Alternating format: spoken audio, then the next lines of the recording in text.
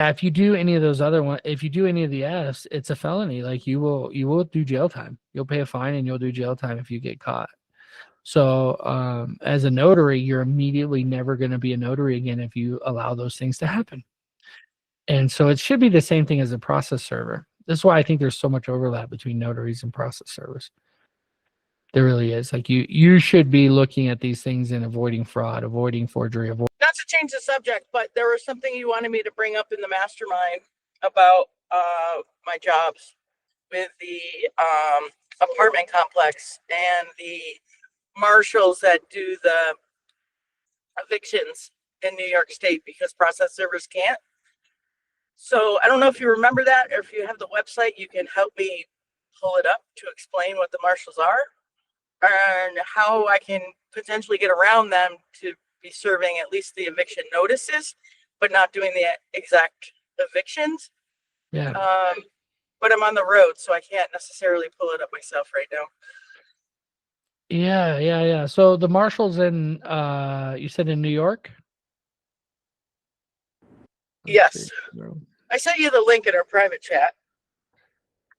Let's say AI stuff. Let's see.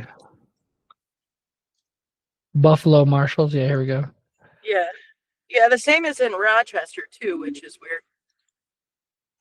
Provinces do actually look at eviction sheriffs and the marshals. Yeah, so they're not really marshals. Is that what it is? I don't think so. I don't really know. Like I wanna serve the notices. You know what I mean? Like, you know, I don't want. They can do the whole lockout process or whatever, but the rest of it that I'm totally capable of doing, I want to do, and trying to figure out how to go about getting around them to do this. Yeah, good question. Good question. So the marshals, I don't know if they're legal. I tend to think that they're not, and even if they are official, like deputized marshals or whatever, from the sheriff's department or whatever, or the state or whatever official organization does that in your area. I think if it's legal, look at the legality of it. If it's legal for you to serve that type of thing, don't worry about it. Just go make sure your fees are close so that it's not like a huge question mark for them, for the customers, or whether they should use you or not. If you go too low or you try to undercut them, they're like, oh, no, we need it to still be official, you know? Like there's some areas where I'd rather hire a sheriff than a process server because the servers always send me a declaration of non-service where the sheriff actually will serve it sometimes. Is because they don't want to go into the hood, you know? People don't like going into the place. Like there's one spot in Chico where I used to serve. I had no problem going up there. I was packing. I had my dog. Like I was overzealous too.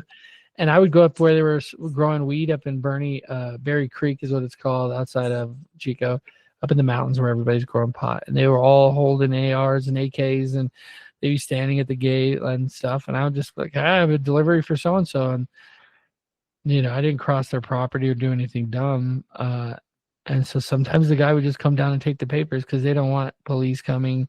They don't want other issues or drama. They just take their baby mama's court papers and go back up to their shed and or whatever up there. So I just say, go ahead and do the marketing, right? Go ahead and reach out to the people they're getting business from. That's the similar web thing. I'll put that inside the community. It's actually a good thing to add to the marketing course. But get in there and start engaging inside of Mighty Premium. Yeah, I wasn't impressed with their website either. So, but I'll do some more investigating and see what I can find. Yeah. If anyone has any other details too, let me know. It'd be good to network. Put that in. Maybe create a post, Shannon, inside the community, inside of Mighty Premium, or actually even on Facebook. You guys want to join Facebook? We got almost 2,000 members in there. A lot of them just don't want to join some other thing, and you know they just stay in Facebook. So we're going to start paying attention to them as well inside the free community and on Facebook. We're going to be double posting everything. So good stuff.